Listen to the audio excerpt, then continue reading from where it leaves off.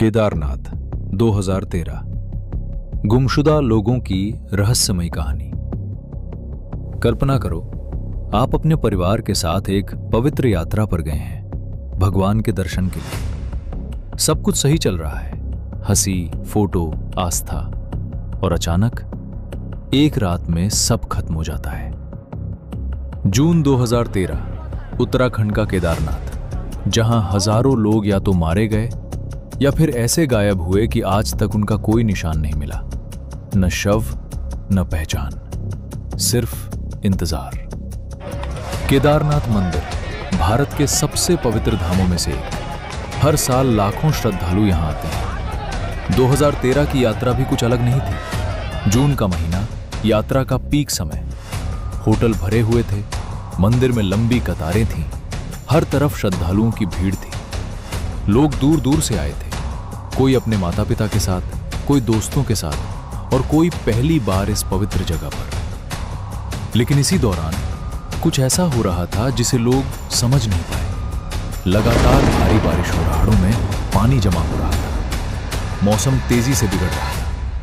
ये सब संकेत थे एक आने वाली तबाही के। 16 जून की रात बारिश अचानक और तेज हो गई।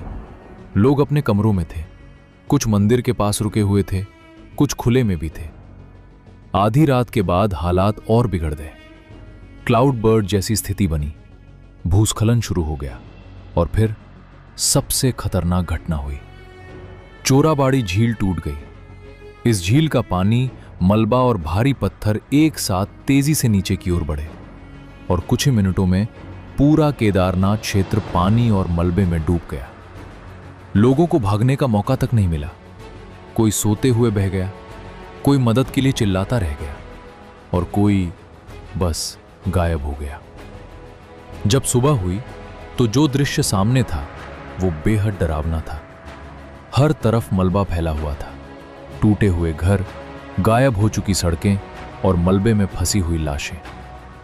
लेकिन एक चीज जिसने सबको चौंका दिया, मंदिर अब भी खड़ा था। मंदिर के पीछे एक विशाल पत्थर आकर रुक गया था, जिसने पानी की सीधी टक्कर को रोक दिया। लेकिन आसपास सब कुछ खत्म हो चुका था। लोग अपने परिवार वालों को ढूंढ रहे थे, नाम पुकार रहे थे, लेकिन कोई जवाब नहीं मिल रहा था। इसके बाद शुरू हुआ भारत का सबसे बड़ा रेस्क्यू ऑपरेशन। भारतीय सेना, आईटीबीपी और एनडीआरएफ ने हेलीकॉप्टर की मदद से हजारों लोगों को निकाला। घायलों को एयरलिफ्ट किया गया, बचे हुए लोगों को राहत शिविरों में पहुंचाया गया। लेकिन जैसे जैसे हालात साफ होने लगे, एक डरावनी सच्चाई सामने आई। हजारों लोग लापता थे, और सबसे बड़ी समस्या यह थी कि कई लोग बिना रजिस्ट्रेशन के आए थे। उनका नाम किसी भी रिकॉर्ड में दर्ज नहीं था। मतलब वो इस दुनिया में थे, लेकिन सिस्टम में उनका कोई अस्तित्व नहीं था। आज भी हजारों परिवार ये नहीं जानते कि उनके अपने जिंदा हैं या नहीं। कुछ लोगों के शव मिले, कुछ की पहचान हो गई, लेकिन बहुत से लोग ऐसे थे जिनका आज तक कोई पता नहीं चला। कई परिवार आज भी हर साल केदारनाथ जाते हैं, इस उम्मीद में कि शायद उन्हें कोई जवाब मिल जाए। लेकिन पहाड़ अब भी खामोश है। इस आपदा के बाद कई सवाल उठे।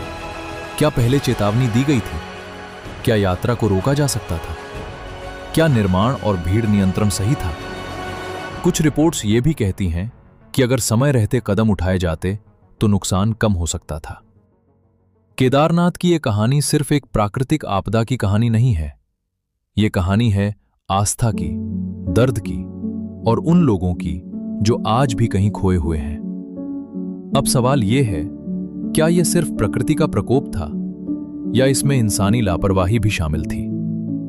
आप क्या सोचते हैं? कमेंट में जरूर बताइए। और ऐसी सच्ची और रहस्यमयी कहानियों के लिए हमारे चैनल को जरूर सब्सक्राइब करें।